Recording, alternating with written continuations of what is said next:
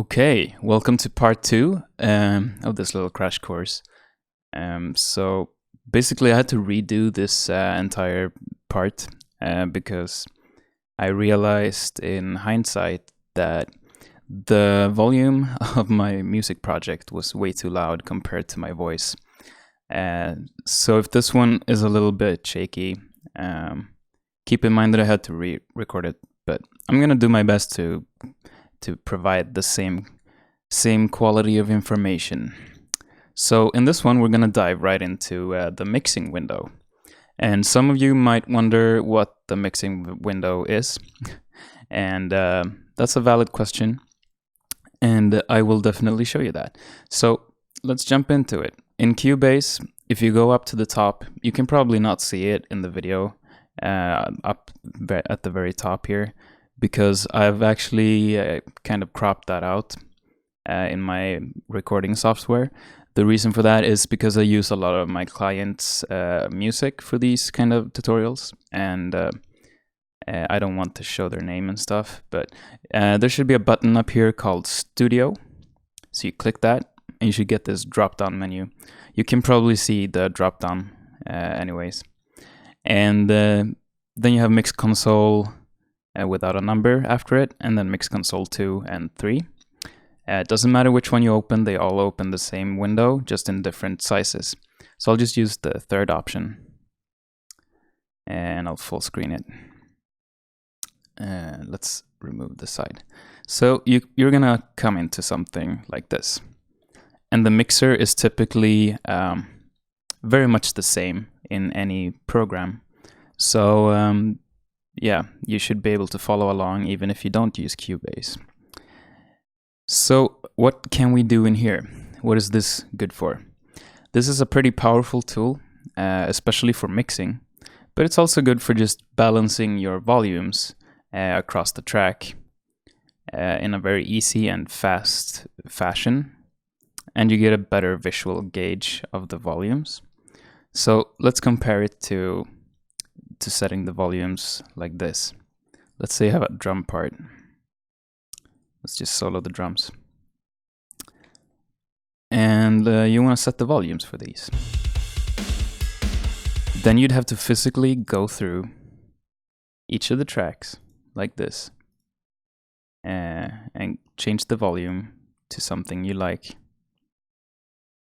And that can be very, very agitating to do for a whole track or for a whole song filled with tracks. I mean, that could take you a lot of time. And it's not that fun either. So if we go into the Mix Console window, I'll just keep it windowed actually. So if I play this drum part now, you can actually see the volumes of the drums here. So I can change the kick, can change the snare drum, the hi-hats, and all of that stuff. It's a lot easier to just change volumes this way. You can go through the track playing it on repeat or in a loop or something and just set the volumes, which is a very handy thing if you ask me. And also up here you have the panning options. And what panning does, for those of you who don't know, I'll just solo like the kick drum. Also in Cubase 8 and forward, I think it's 8 and forward, you can get the mixer window down here as well. It's the same thing, just a different position. And a few options are missing in this window, but for the panning we can still do that. So let's take a listen to this kick drum. Right now it's dead center, so the sound is coming from the middle of your speakers kind of. But if I pan it, now it's only on the right side and the left side. You can have it a little bit to the left, so then you can hear it more prominently in the left side, but you can still hear it on the right side as well, or the same with the right side. For kick drums, I like to keep them in the center, but if you're really experimenting, I guess you could put it wherever you want. But yeah, if you wondered how to do panning, this is one place you can do it. You can also do it on the track here. If you click it, and then you can pan right over here.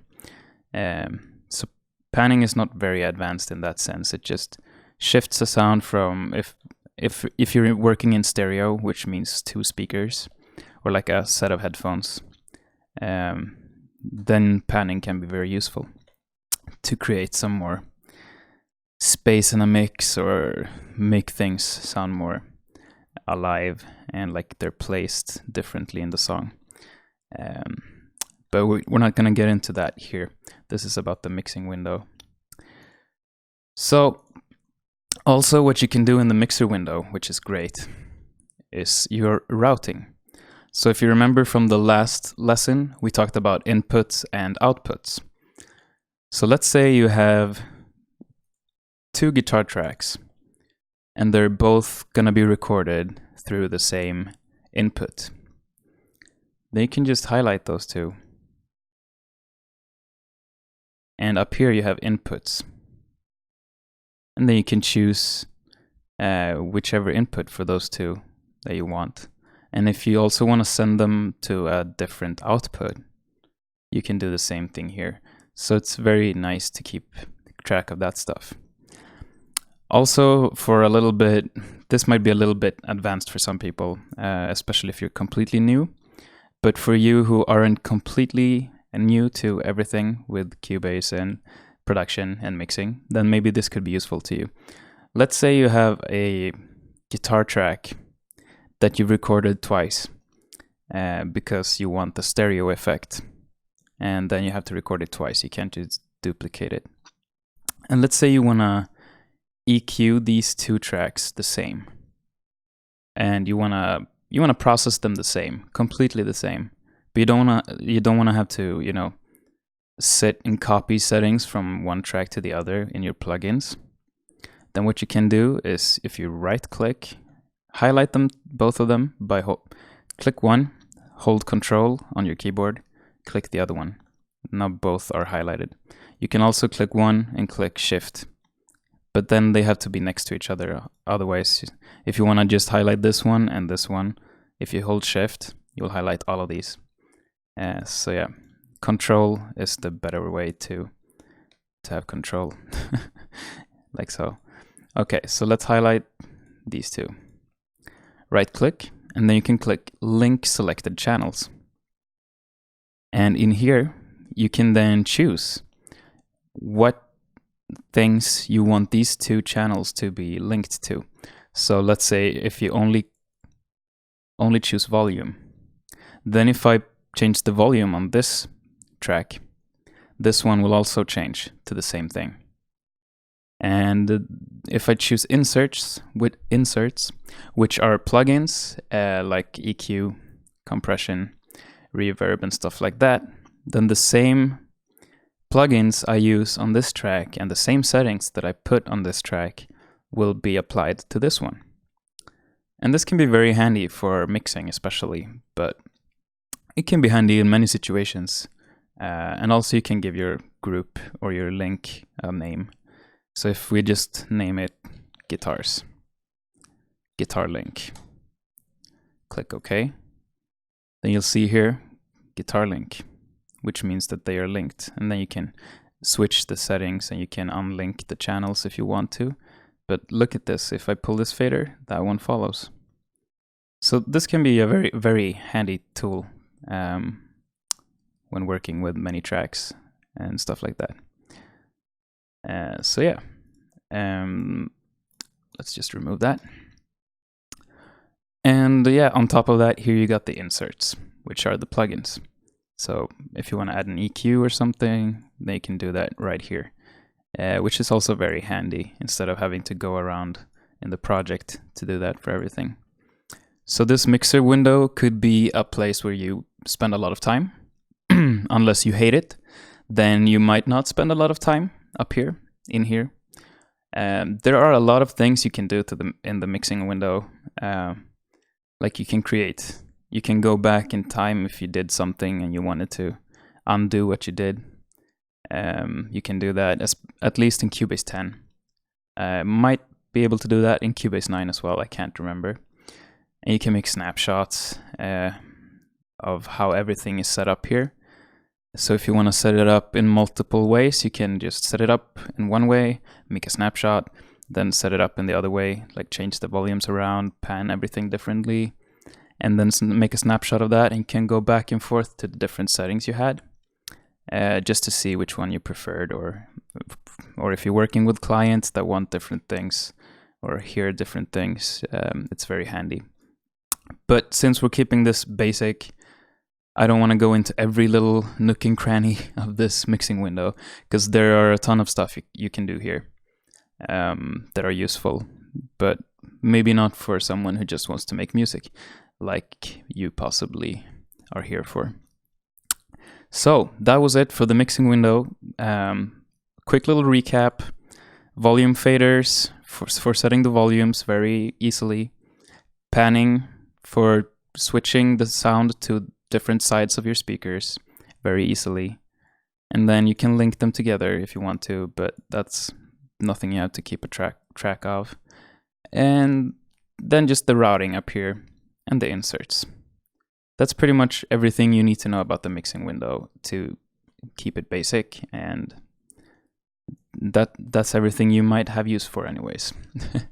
Okay, so I'll see you in part number 3, which might come out on Friday, but most likely it will come out on Monday next week. So be patient for that. But that's when we start jumping into the more juicy stuff. These 2 videos have been more of a preparation thing.